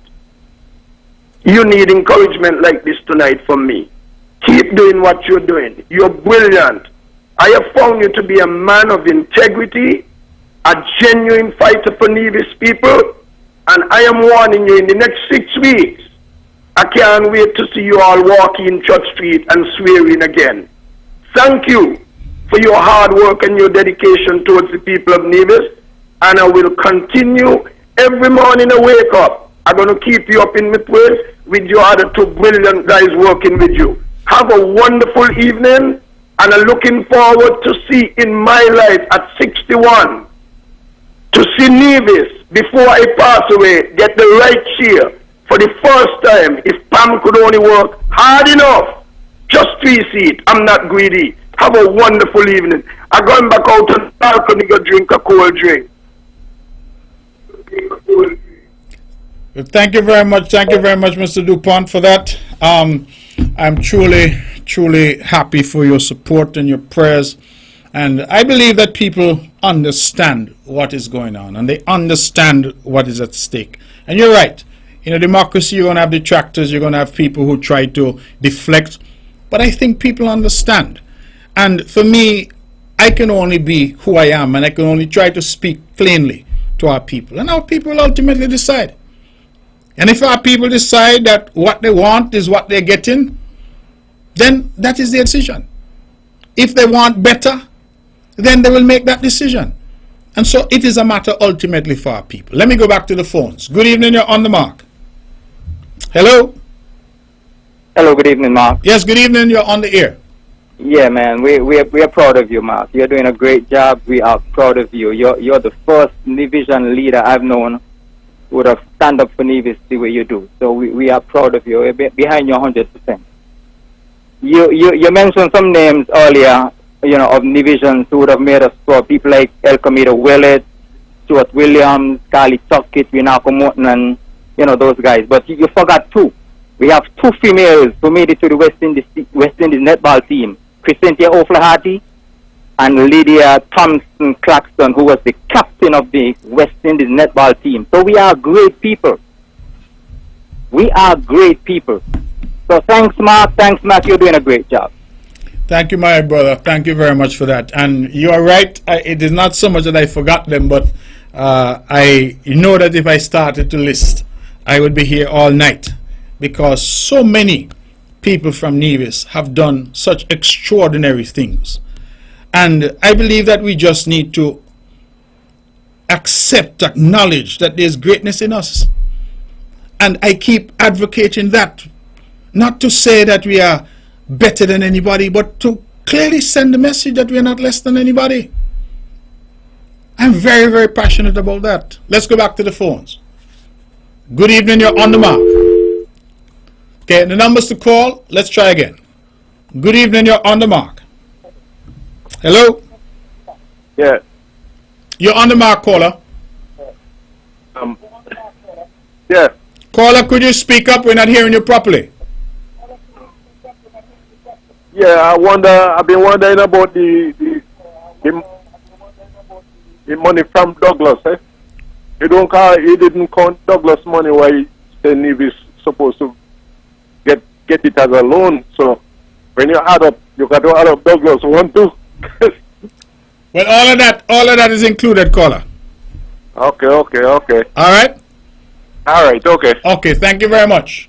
All right, ladies and gentlemen, we have about 22 minutes left. We're taking your calls. Let's go back to the phones. Good evening, you're on the mark. Good evening. Hi. Could you lift your voice a bit? Could you lift your voice? I'm not hearing you well. Hello? Sure, I'll try. I'm glad that you said that the PM did some good, because he did. I'm glad for that acknowledgement. I'm also wanting to say that the Charlestown Accord advanced some of the, some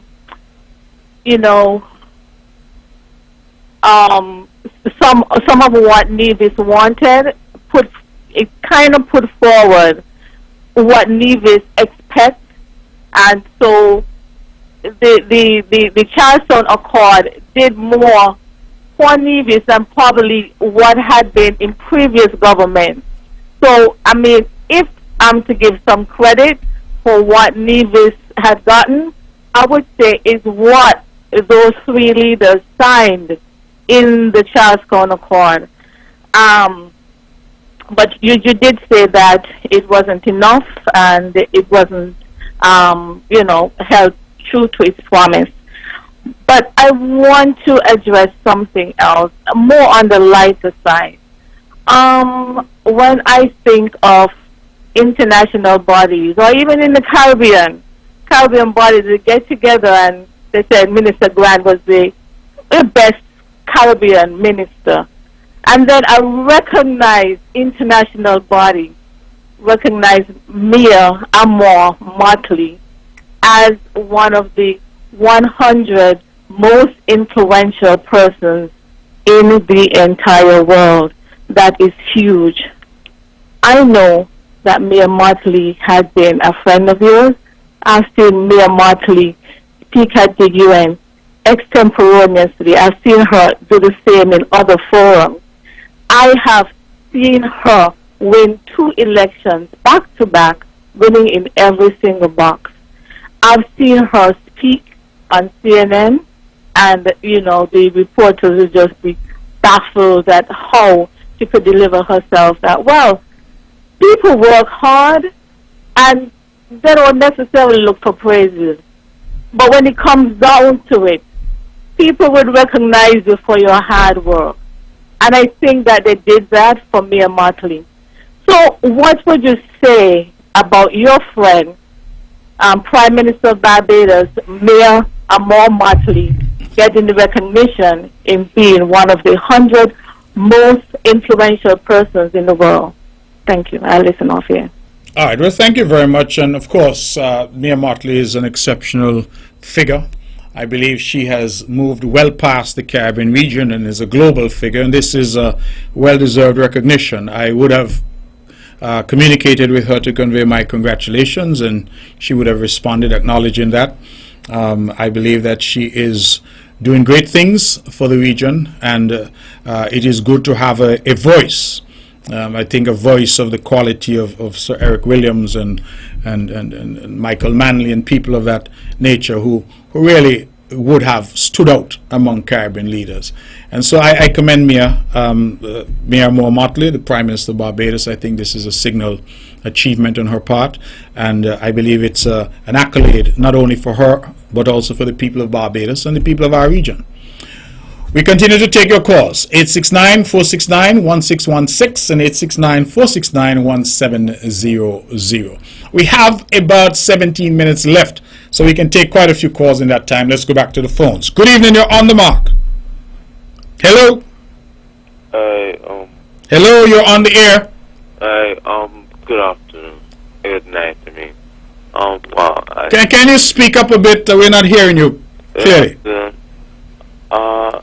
See, I'm in school still, but as I hear about these things going on, it's very crazy how we're still on these things and other countries are still worrying about climate change. These things need to be changed right now. We have to have peace in this country, because if we be still stuck here, everybody will be gone, left us talking about climate change and things. So this thing needs to end now. And have a good night. All right, well, thank you very much. Climate change is an important topic, caller, an important issue. It's what we refer to as an existential threat to all of us in the region.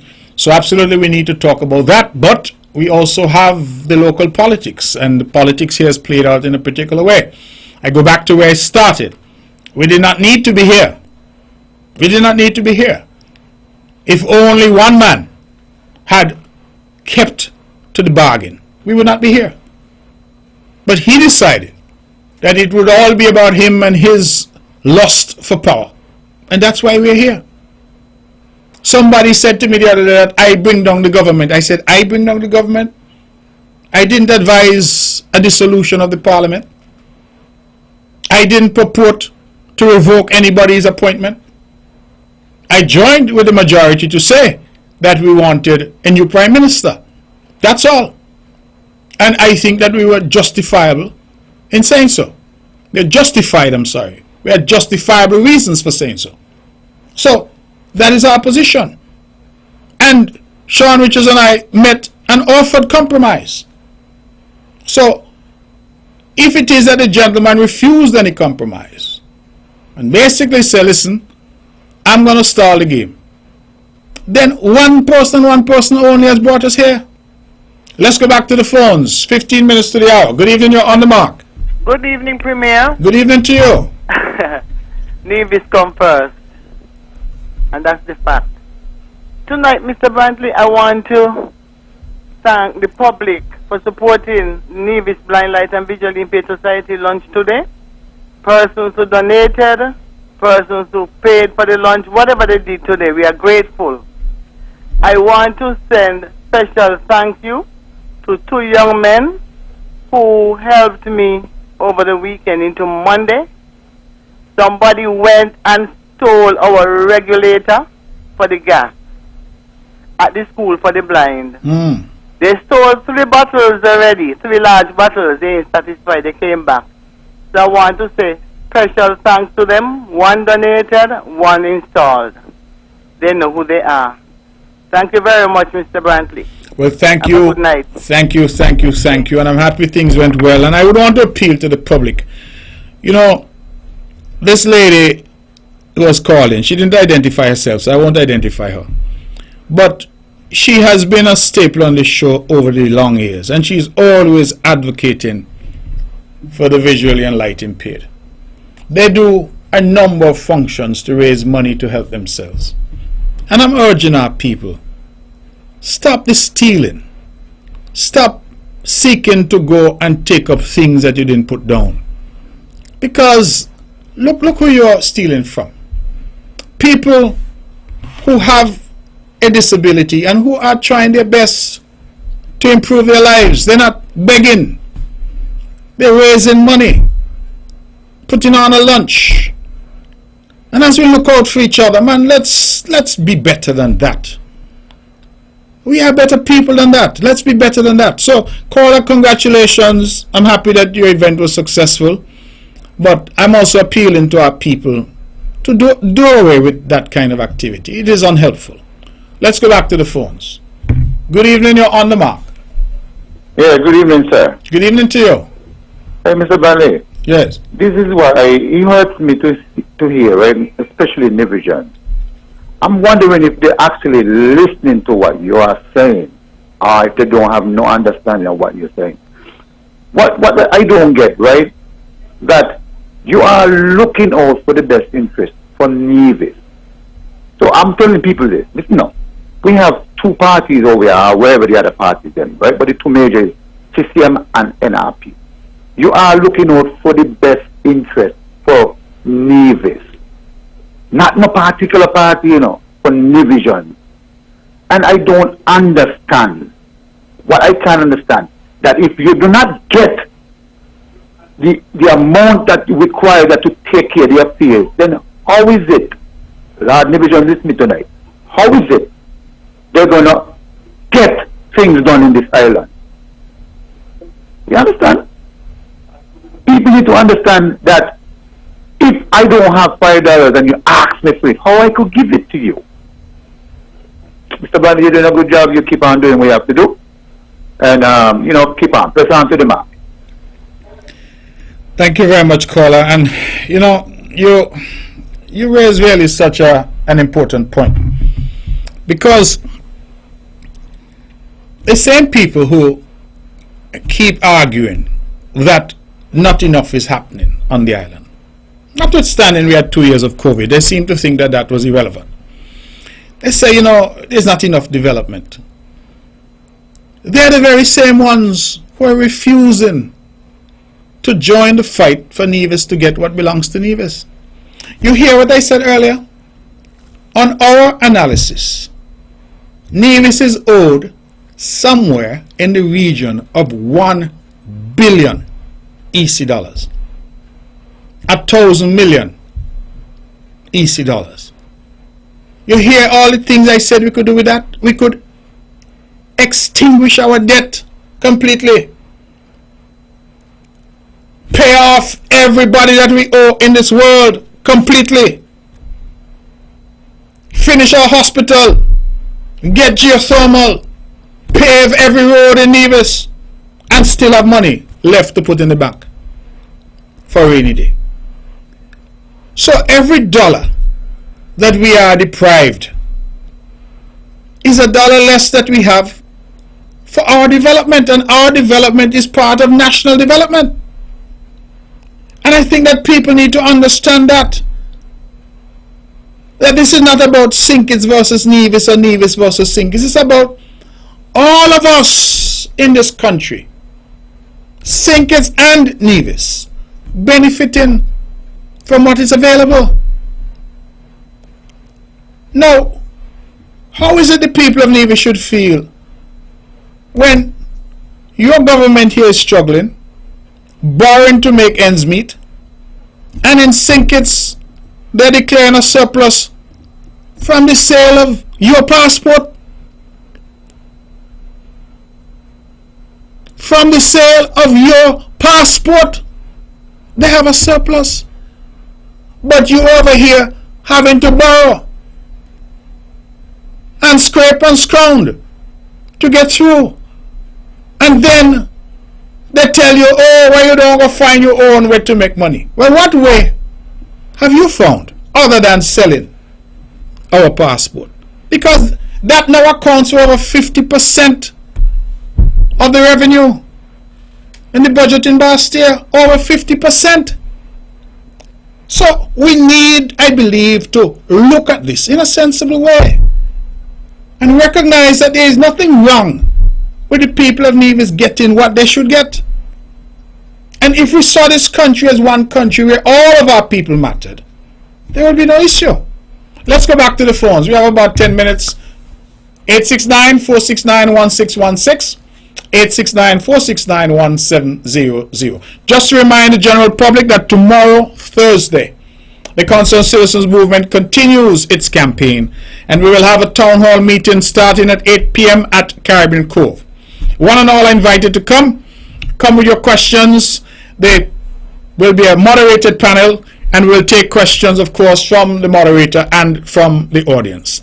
We're inviting you to come tomorrow night, 8 p.m. at Caribbean Cove, for the first in a series of town hall meetings. Let's go back to the phones. Good evening, you're on the mark. Good evening, Mr. Mark. How are you, the sheriff? How are you? In town. How are you, my friend? I'm fine. I don't know really what I can understand, right? He refusing from giving your fair share. But we're finding all this money now. Squandering and squandering and squandering. And people who don't understand the situation good. They're talking foolishness. He make arrangement with you to say how much he could have given. But no, he won't say nothing. He have them, maybe had them dead, them same money took away. Because I don't know what happens every meeting, you know, Mr. Mark, could just go stand up, again your orange envelope, eh? So, I really don't know what's going on. I don't know what's going to become of us because you look like he ain't going to be too bright tonight. He pain. Is it true, Mr. Mark? I mean, not is it true. It is right, Mr. Mark. Yeah, we went up there, we travel. But in election time, we just don't give passport to this nation, passport to the nation. And when you get it wrong, they reach in the wrong hands now. America won't sanction us. If they wrong set of people got the passport, then because what happened? They in with passport again now, you're like a drunken sailor. I know this man just saying, I don't know. In here, you know. The man gave me some money here, Mr. Mark, that I saying, wow. I'm so sorry now I went to work 2015 and 20 for him. The man just rose up like a monster. You always going so good. And people who don't know the right about it. They go, oh, they too greedy. And you all don't make a decision. And he know, they say, why you keeping so silent? Because you want to just turn beast and you are glad for something to happen. To turn beast and go. And that's not nice. Arrangement is arrangement. And I don't know why he doing the country like this. You're running the country like a drunken sailor, man. Come on, that is what we voted for. We voted for peace, love and harmony. Mr. Mark, I just hope we all win back this election because he said, you heard him last night, a clip of what he had. I fell asleep. I fell asleep. They say, he bring you all to the Royce. I said, well, when you give somebody a chance, right, you really can dirty your boy. When some people ask me, you hear me, I say, me hear thing. They say, I heard the first call and then maybe fell asleep. He said, well, he can't bring them down to the lights. And if something was wrong. Because, you know, anyhow he finished talk. I mean, have them kind of thing. You hear next day, every minute, he like repeating. And I'm not surprised to that. Well, how come me hear that repeating? How me come in and I'm breaking ground. Mr. Mark, okay, you deal.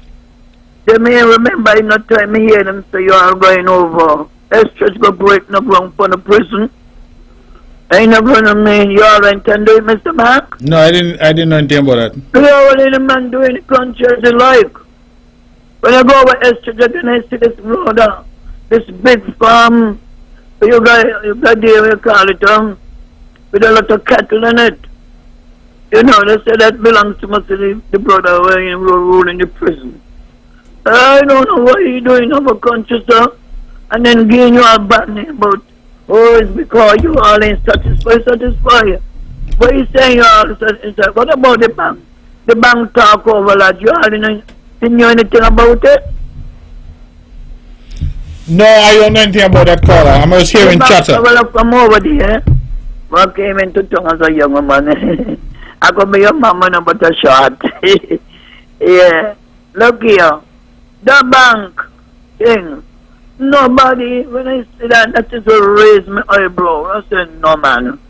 That is not nice at all. The man just doing the people as they like. You like you just hypocrite, parasite. And doing people as they like and people behind him. Oh, he's the best. And why they don't let Mr. Timothy do? They're crazy. They see the extent of the thing here to them. What they seeing is thing just in front of them. But what I seeing is a long-term thing where won't come and haunt us. You have a good night, you hear? All right. Take care. We have 4 minutes left. We can probably take one more call. Let's take this call. Good evening. You're on the mark. Okay, we lost that caller. Let's try this one. Good evening, caller. You're on the mark. Hello? Yes, hello? Yes, you're on the mark. Okay. I'm a new caller, but I just have to call and encourage you, Mr. Mark, for all that you're doing for us Nevisians. But I just don't want to talk to you alone. I want to talk to fellow Nevisians. We've got to be ready whenever the election is called to get out there and vote. Encourage your neighbors, everybody to get out there and vote. And if you have people in St. Kitts, encourage them to go and vote for Pam, because we really want true unity in this country. Thank you. Right on, Mr. Mark. You're on the mark. Thank you very, very much for that. That's very kind of you. And I agree with you. We really need to go out and vote. Do we have time for one more call? Do we have anybody else holding? Let's try this caller then. Good evening. You're on the mark. Let's try this caller then. Hello? Hi, good evening. Good evening. Yes, I would just like to say, whose name is on those passports? Does Mr. St. Christopher and Nevis? That's what it says, yes. Thank you very much. And then when he's talking about that you should go and get your own, source your own income, why he never said that when he come over there to beg you to join up with him? Well, because he wanted to be Prime Minister at the time. He wanted to. Yes, but then that just shows it speaks volumes to me about the individual that you're working with. He can beg you and then turn around, beg you sorry for Margaret Dog, and he turn around by you. That is all I have to say. Well, thank you for that. And I think that, again, when the history is written, because we would recall that Timothy Harris was fired by Dr. Douglas. And at that point, his career was practically over. And Unity took him up, dusted him off, and said to him, we will give you this opportunity. And so that is why I think the way that he has behaved is so galling. Because he was given a new life, a new lease on life by Team Unity. And I believe that it is unfortunate that he has not had enough integrity and had enough character to honor his own commitments. I look at the Charlestown Accord as often as I can. And you know what I look at? I don't look at the content, I look at the signatures. Vance W. Amry, Sean K. Richards, and Timothy S. Harris. So why put your signature to a document? Sign it in front of thousands who assembled in the square there in Charlestown, if you never had an intention to abide by it. You know you never wanted to do only 2 terms, you wanted more. You know you don't want to give Nevis what is due to Nevis. You know you want to run candidates in every constituency in St. Kitts because of your lust for power. Then why sign the document? It is deceit, it is poor character and lack of integrity.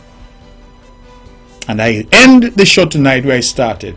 We are here where we are because of one man's lust for power. Ladies and gentlemen, that's our show.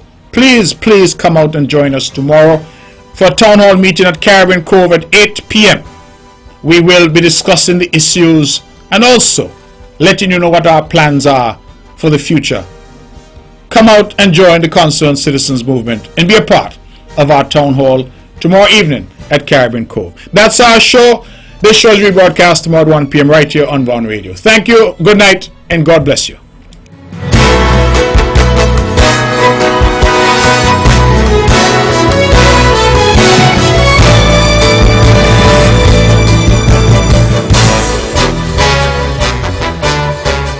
The views and opinions expressed on the preceding program were solely those of the participants and do not necessarily reflect the views of the Nevis Broadcasting Company Limited